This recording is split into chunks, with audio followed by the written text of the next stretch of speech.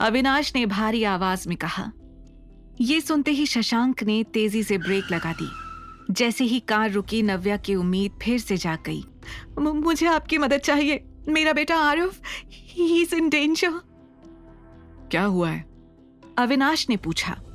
आरव, उसे मेरे पापा ने कहीं छुपा लिया है। मैं नहीं जानती वो कहाँ है। उसे वापस लाने के लिए मुझे आपकी मदद चाहिए, प्लीज। देखिए, मैं जानती हूँ आपको मेरा बिहेवियर थोड़ा अजीब लग रहा होगा, पर मेरा यकीन करिए, अगर मेरे पास कोई और ऑप्शन होता तो मैं कभी आपसे हेल्प लेने नहीं आती, आपको परेशान नहीं करती। नव्या की घबराहट, बेचैनी उसके एक एक शब्द से झलक रही थी।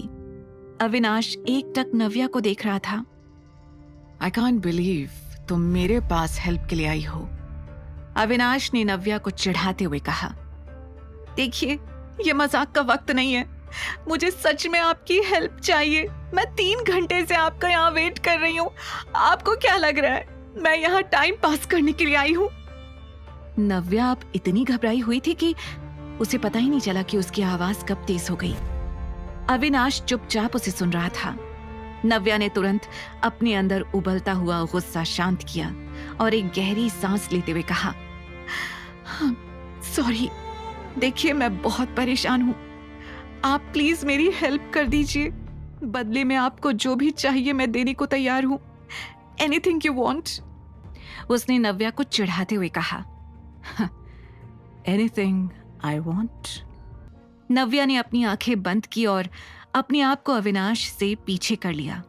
उसे एक पल में एहसास हो गया जैसे उसने यहां पर आकर बहुत बड़ी गलती कर दी थी। सॉरी, पता नहीं क्यों मुझे ऐसा लगा जैसे आप मेरी सिचुएशन समझेंगे, मेरे बेटे को बचाने में मेरी हेल्प करेंगे, पर आपने मुझे बता दिया कि मैं कितना गलत सोच रही थी। माफ करना, मुझे यहाँ आना ही नहीं चाहिए था। आपने मुझे अपने कीमती 5 मिनट दिए, उसके लिए थैंक यू। भारी गले से इतना सब कुछ कहकर नव्या गाड़ी से उतर गई।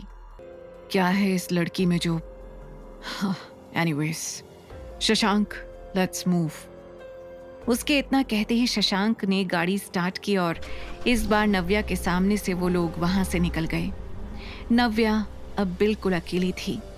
उसके पास मदद करने के लिए कोई भी नहीं था।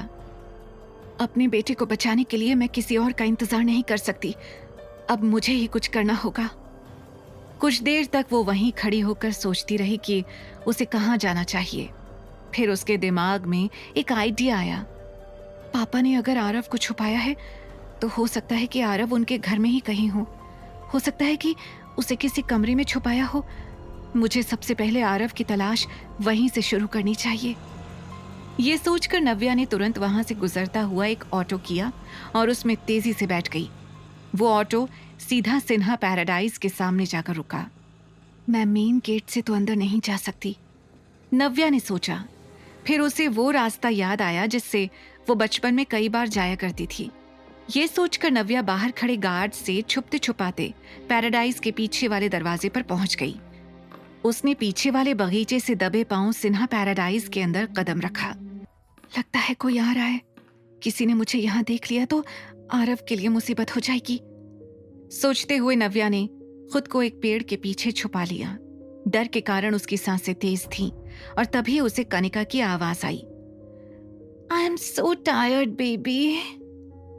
तो आओ, थोड़ा रेस्ट कर लो, ऋषि ने बड़े ही पोलाइट अंदाज में कहा।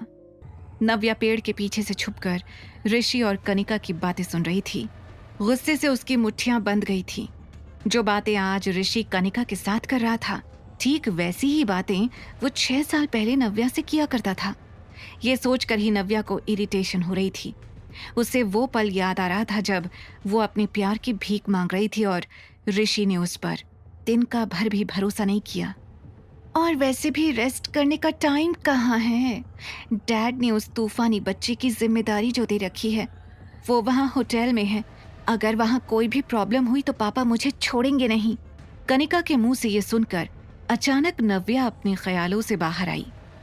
आरव के बारे में सुनते ही उसके कान खड़े हो गए थे। होटल में? किस होटल में? अगर कनिका यहाँ है तो आरव वहाँ किसके साथ है? नव्या के मन में ढेरों सवाल घूम रहे थे।